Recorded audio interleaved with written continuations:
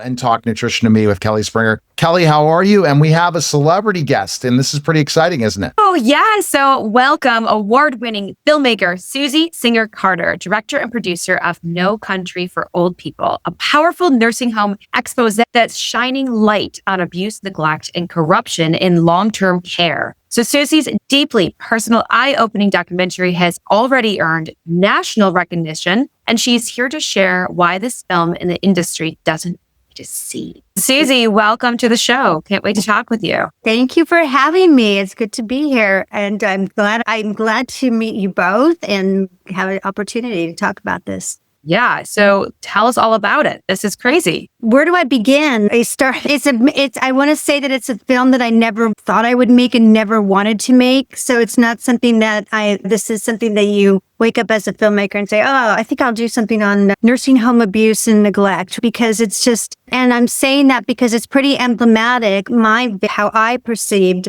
life is like everyone else, where we don't really look at what happens when we age, and we're all living longer, and yet we're not prepared for what happens when we reach a certain time in our lives when we do need assistance for our physical health. And because of that, there's an issue that's been going on for decades, over 5 decades, and which it has been allowed to happen. It's continued to happen because as a public, we don't know about it. We don't look at it because it's not sexy. It's scary. Let's face it. Getting older, being vulnerable, being dependent on health, it's nothing we want to look at. So we don't. Should I continue on? Just carry on. Yeah, this is fantastic. Yeah. Keep going. Yeah. Okay. So 3 years ago, my mother, who had Alzheimer's, and I started getting very involved in the community of caregiving because of my mom, who was one of my favorite people in the whole world. And her journey with Alzheimer's was long. It can be very long. It was 16 years.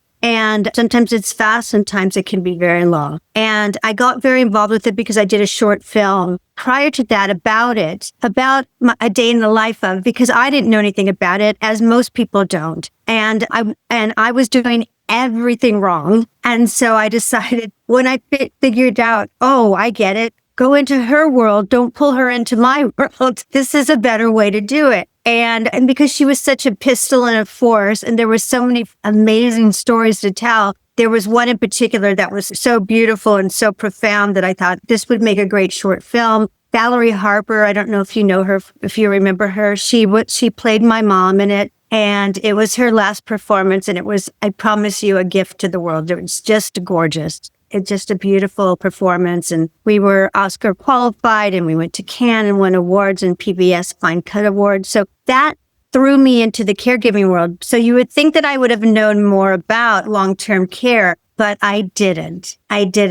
And so during COVID, my mom was in a nursing home at this point, because at some point your money will run out. And at some point you will need more care if you have a progressive disease, which could be anything. It could be an autoimmune disease. It could be Parkinson's or dementia. When you run out of money, you are left to use your Medicaid and your Medicare, and that's what is your insurance at that point. And which is enough. It's enough to take care of you, but not when it's not being used for you. When it's being taken by other people for other purposes. So during COVID, it was actually a very eye-opening time for many people who had people in care, like their loved ones that were in long-term care. We were locked away from them for over 1.5 years. We didn't get if we saw them, it was through a Zoom call once a week. And some people had window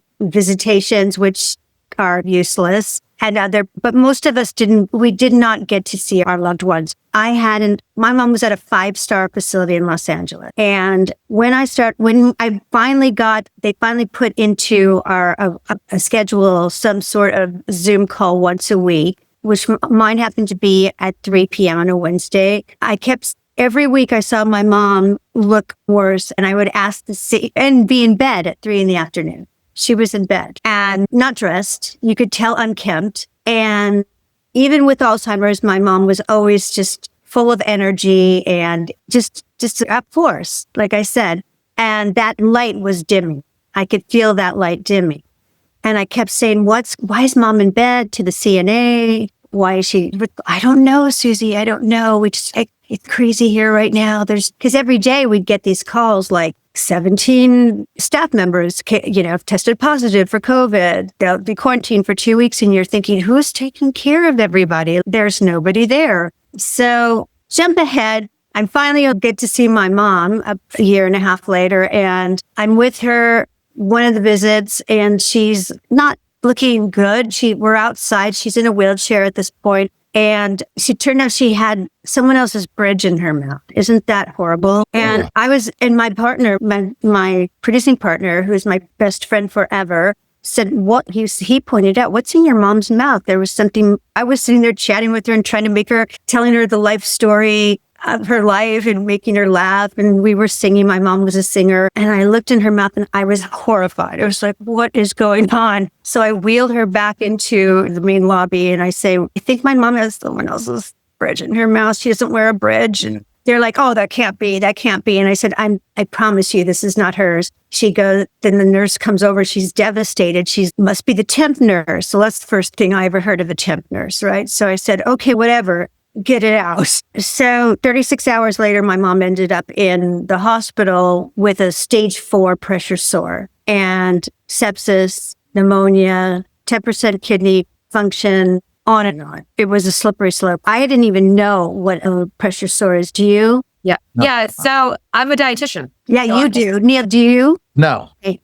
If someone said that to you, what would you think? What would you think that is? Sounds bad. That's all I would say. What are you saying? Pressure wound, bed sore? That sounds just barbaric. Let's say Middle Ages, not something when you're thinking about care, good care. But okay, so good, A+. But I thought for me, it was like, oh, when you lay on your side too long and you know how it hurts, you're like, oh, I've been in this position too long. Or you cross your legs and you've got like or a baby that has diaper rash from sitting in their wet diaper or whatever for too long. That's what I thought. I had no idea that there was even stages, let alone what it actually was. My mom had a stage 4. That is the worst. That's the end of the line when it comes to pressure sores.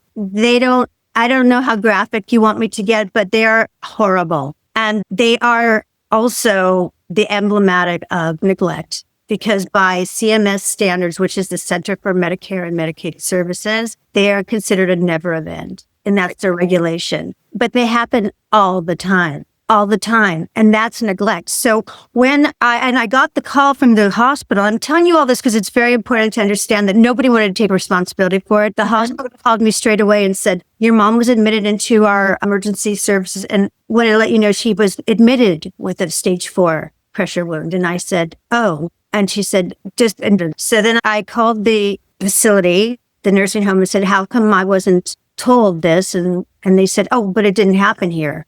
Wow. Okay. So they're passing it off to each other. So it happened on the way. Somehow it happened on the way in. A stage 4 pressure ulcer happened on the ride over. Makes sense because we're idiots.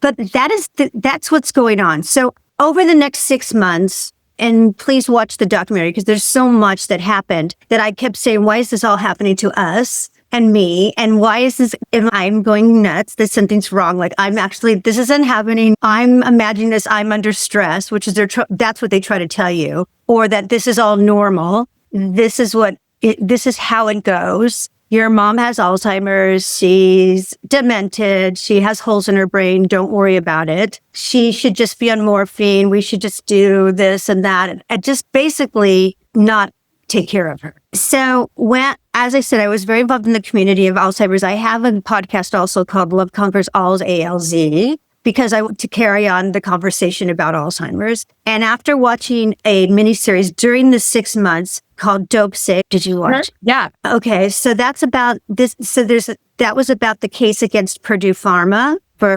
OxyContin and the Sackler family. And the lead prosecutor is Rick Kessel, was played by Peter Sarsgaard. And it was his case. But at the end of that docu-series, not docu-series, it was a mini-series, sorry. There was the most amazing piece of information because his partner comes to him in the final episode and said, I have our next case. It's another pharmaceutical and it's Abbott Labs and it's some drug called Depakote that they're off marketing to nursing homes to chemically restrain their residents. That's how my mom ended up in a wheelchair and incontinent for the last 8 years of her life. They were giving her drugs, right? They were giving her, Depakote, and which is an anti-seizure drug for epilepsy. She was on it. I thought that her Alzheimer's was progressing, and then her regular doctor called and said she was on a black label drug, which means that it's deadly for someone who is elderly or with dementia. So that's why that was very important for me to have him on my show and he won that case, by the way, but they're still doing it. And they had a $1.5 billion judgment against them, and they still do. That's how much money they make off of these things. So Rick Mountcastle was the first person after our podcast. I was telling him what was going on with my mom, and he said, this isn't just federally prosecuting nursing homes for over 20 years for everything you're saying.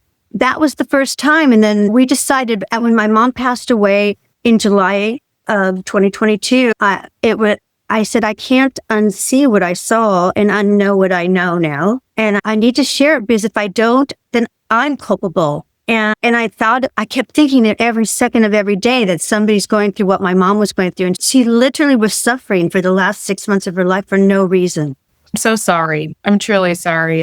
Yeah. It really is. And I'm glad you're exposing it. And we hopefully will all age and be able to go there, but it has to change. So with dietitians, we have to do rotations in long-term care. So every single dietitian has been in those facilities, and it has been horrific to see. And hence why I don't work in a long-term care facility, but I'm glad you're exposing it. I think that we do need better care. And in every other different culture, they are taking care of their elders in such a positive, amazing way. Can be, maybe. No, because unfortunately, because our westernized culture has moving over. Yeah. In Japan, they're experiencing very similar things. And in other cultures, it's permeating. It really is. It's horrific because there's so much money to be made in long-term care. And that's the problem, is there's money to be made. So the systems have been gained, and the monies that are supposed to go to take care of the people and the resident is not going to them. It's going to line people's pockets. That's the crux of the problem. Now, I'm going to jump into a question. So basically what's happening is, you said that people are afraid for this to be seen because you're exposing things. So have you had some backlash from people saying this is not true? How could you be bringing up this information when we all know that the system is really broken? Yeah, certainly. Yeah. First of all, from the get-go, we were raising money, and I ended up getting a fiscal sponsor, which was the National Consumer Voice for Quality Long-Term Care. We've been around since 1974. So that gives you an idea of how long this issue has been going on, right? And when I went to I wrote grants, and we got turned down by almost everybody because there was a conflict. Okay, so I learned from Rick this very valuable phrase, which is follow the money.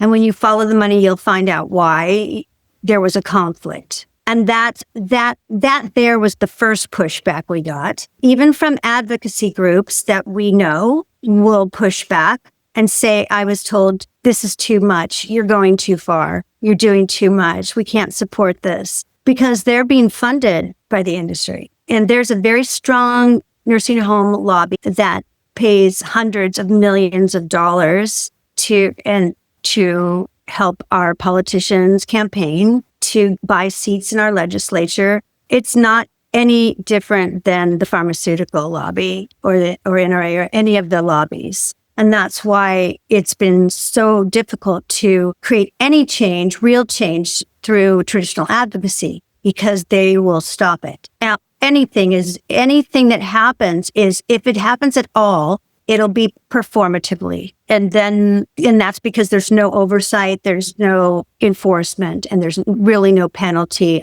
and if there is, it's performative, and it's the cost of doing business. And that, I know, I feel so bad when I tell people, I see your faces, especially you, Neil, you're like... It's frustrating because you're trying to get that voice out, and everyone wants to stop it because they look at the bottom line, lining their pockets. And why is that industry so big? It's pretty much two industries lining their pockets. the people who own the facilities and then the pharmaceuticals, right? Yeah, there's that's two different things. But the pharmaceuticals, this is what's so funny is that, of course, yeah, they cross over, and the pharmaceuticals they'll support projects so they help each other. So and I'm not going to out anybody right now. We've already outed them, but there's been several big projects about caregiving and trying to be appealed to the 50 million plus caregiver. And there's nothing substantial in those projects because their sponsors are pharmaceuticals. Their sponsors are the lobby. So when you look at, and I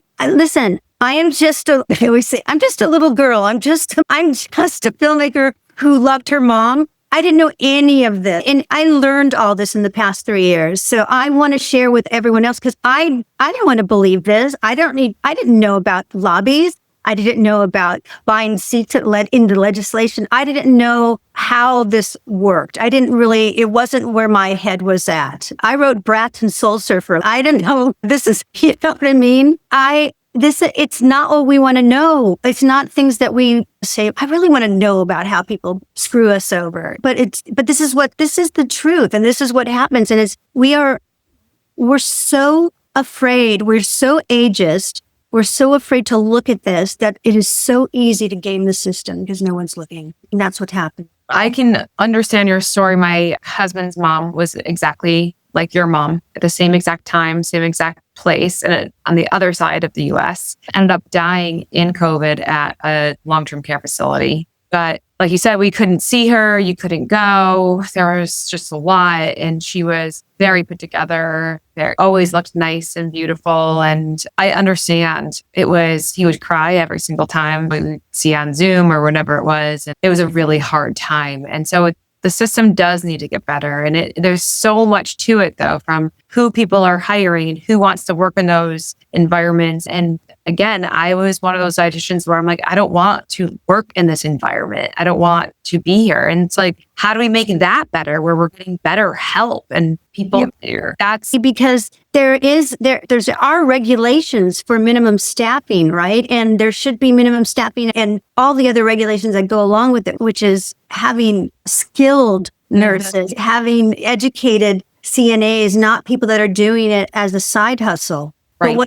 But what's happened is like your most expensive line item in any business is staff. So they chronically understaff, and the understaffing is at the crux of all of this. And they will say the owners, who by the way have no transparency because of their corporate veil, so you can't even get to them and you can't punish them criminally because you can't find them. And that's what our system has done. They've protected corporations. And it's very much like criminal enterprise. They wash their money through related parties. Even if it's a nonprofit, that they just make that one facility a nonprofit. Everything else is profit. They raise the prices on all the related parties. And then they tell CMS, we just can't staff. Give us more money. So that's why you don't want to go in there. And that's why that's why there's been an exodus of people that work in those facilities that love that environment. Our vocational caregivers can't do it. They suffer moral injury. They see these people that they've gotten attached to and want to get attached to. You can't, when you don't have any interaction or community or purpose, you are being warehoused. Simple. And people like you and me and you and other people that work there, they don't want to see that because they feel helpless. And it's hard. When you can't do anything about it, it's so hard to watch it, right? Susie, how do we fix this? We fix it by doing what every other issue we've ever had in our history has been fixed by the collective. That's it. We have to, as people, as the collective, as the only power we have against millions and millions of dollars is our constituency. And so we have to have a revolution, a movement. Not just, kumbaya, but it's true. Nothing's ever changed that didn't start on the street, that didn't start with vocalizing what's going on and shaming our politicians into doing the right thing and saying, we know what's going on. We're not going to vote you in anymore because, this is what's going on. So it doesn't matter how many millions of dollars they get from the lobby. If they don't get the vote, then that's the only power we have. We've actually launched a movement called ROAR, which is a nonprofit organization which stands for Respect, Oversight, Advocacy, and Reform for Long-Term Care. And we have this ready to go so that while people are starting, our documentary just launched last week, having people join, going to our website, become Rory, and use your voice to roar and roar loud for the people that don't have a voice. Susie, you have had some of your friends help you with promotion of this that are well known. So talk about how, Thank you. I would love to call them my friend. They are my friend now, but I just have mad respect for Jane Fonda and Lily Tomlin, Lisa Gibbons, and Danny Strong, who is the producer, director, writer of Dope Sick, who's from day one championed this project because look what he did with Dope Sick, right? And Jane is just, there's nobody more authentic than her and Lily. It's amazing. I reached out to them and gave them my spiel, and I got an email back saying, absolutely, Susie, where, when? I was like, then I fainted, and then I got back off the floor and I said, oh my God, thank you. This is why it takes community, right? It takes me to have a mouth to say, we need to change this. It really does only start with a handful of people. Exactly. Right? Wow. And Lisa Gibbons. Let's not forget Lisa. Lisa. Oh, yeah. I love Lisa so much. Done for caregiving and for older populations, unreal. She's my muse, and I love her so much. She was the first person to sit down and tell me what was going to happen with my mom, because her mom had Alzheimer's. And so 16 years ago is when I met her. And she's been my muse ever since, and I just adore her. And of course, she's endorsed this so much, and she's such a class act and a heart of gold. Yes, and we have more people that want to speak out for us too, as well. I'm very honored, and I'm also so happy for the people that are in those facilities right now, and hoping they're not suffering, and hoping that we can do this as quick as possible. I know it sounds so lofty, but I think this is a fantastic mission. And like I said, we are all moving into that direction every day, every minute closer to that moment. And I hope that when I'm there, I have great care and kind people around me. And I think what you're doing is going to help all of us. So I applaud you and hope to join in the movement anywhere that we can help. Thank you so much. Yes. Need people with voices like you guys. And we really do. It's so important to spread the word and watch the documentary. I know it's hard, folks. It's in 3 parts, and it doesn't end. It's not horribly bleak. Like, people have said they cried, but then they felt good and they felt empowered afterwards, because information is empowering, right? Yeah. Yeah. Where can we check it out? Where can we check it out? Tell us where we can check it out. So Amazon Prime we're on Amazon Prime, and then I think we're starting on Tubi tomorrow. And then there's been more. It's going to roll out, and it'll be available for everybody worldwide, because it's, like we said, it's no country for old people. Great. Appreciate it. Thank you again, Susie. Thank you so much. Thank you so much. All right. Take care. That was a special simulcast of the Neil Haley Show. And me, Kelly Springer. Take care.